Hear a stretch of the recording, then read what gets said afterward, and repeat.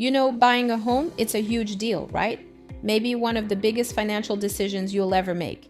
But it doesn't have to be scary. Today, we're going to break it all down into a simple, clear roadmap just for you. So you're thinking about buying a house. It's super exciting, but let's be real, it can also feel a little overwhelming. There's so much to think about, from saving up that down payment to signing what feels like a mountain of paperwork. But here's the good news. Even though every house is unique, the actual process of buying one is pretty much the same for everyone. And today, we're going to turn that process into your personal roadmap. We've broken this whole journey down into 4 simple phases. We'll start with the prep work, then move on to the hunt, making your move, and finally the home stretch, getting those keys in your hand. All right, let's dive into phase 1, the prep work. Seriously, this part is the foundation for everything else. Before you even think about looking at houses online, you've got to get your financial ducks in a row. And it all starts with your credit score. Lenders look at this number to figure out how risky it is to loan you a big chunk of money. Now you'll see different loan types have different minimums, like 5.80 for an FHA or 6.20 for a conventional loan. But here's the real secret. A higher score gets you a lower interest rate.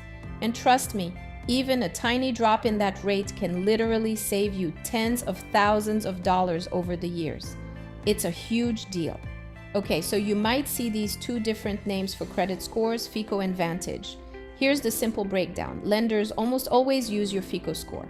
The Vantage score, that's probably the one you see on your credit card app or those free websites. They're calculated a little differently, but you know what? That Vantage score is still a fantastic way to check in and see how your credit health is doing. All right, next up, getting pre-approved for a mortgage. This is not just some back-of-the-napkin calculation. A lender actually digs into your income, your savings, your debts, and gives you an official letter saying, yep, you can borrow this much. This letter is your golden ticket, really. It shows sellers that you're not just window shopping, you're a serious ready-to-go buyer. Okay, let's talk about something that catches a lot of first-time buyers by surprise. Closing costs. These are completely separate from your down payment. Think of them as a collection of fees you pay to actually finalize the deal, for stuff like the home appraisal, the title search, all that behind the scenes work. So how much are we talking? Well, a good rule of thumb is to plan for about 2 to 5% of the home's purchase price. Let's put that into perspective on a $300,000 house. That's anywhere from $6,000 to $15,000 extra. So you definitely need to have that cash ready to go. Okay, your finances are prepped and you've got your pre-approval letter in hand.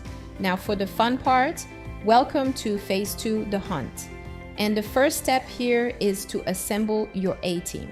And your most important team member, without a doubt, is a great real estate agent. Seriously, these folks are your guide. They know the market inside and out. They'll negotiate for you, and they handle all the complicated paperwork. There's a reason the vast majority of buyers, we're talking 85% according to Zillow, work with an agent. They're absolutely essential. But how do you find the right one? Well, you should treat it like you're hiring someone for a super important job, because you are. Don't be afraid to ask a ton of questions. How well do they know the neighborhoods you like? How do they like to communicate? What's their game plan? If you end up in a bidding war, find someone you click with. Right, so you're out there looking. How do you find a good deal, especially when the market is hot? Here are a couple of pro tips. Keep an eye out for homes that have been for sale for more than 30 days. Why? Because those sellers might be getting antsy and more willing to negotiate. And don't be scared of a house that needs a little love. We're talking cosmetic stuff. A fresh coat of paint or new floors can go a long way. That sweat equity is real, and it can save you a ton of money. Okay, you've been looking, you've seen a bunch of places, and then it happens. Point 4 is you find the one. Now comes the moment of truth. It's time to make an offer.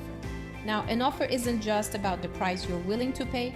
It also includes these super important conditions called contingencies. Honestly, you can think of them as your safety net or your escape hatches. The big three are for financing the appraisal and the home inspection. They basically protect you and your deposit if something goes wrong. And listen up, because this is a huge takeaway.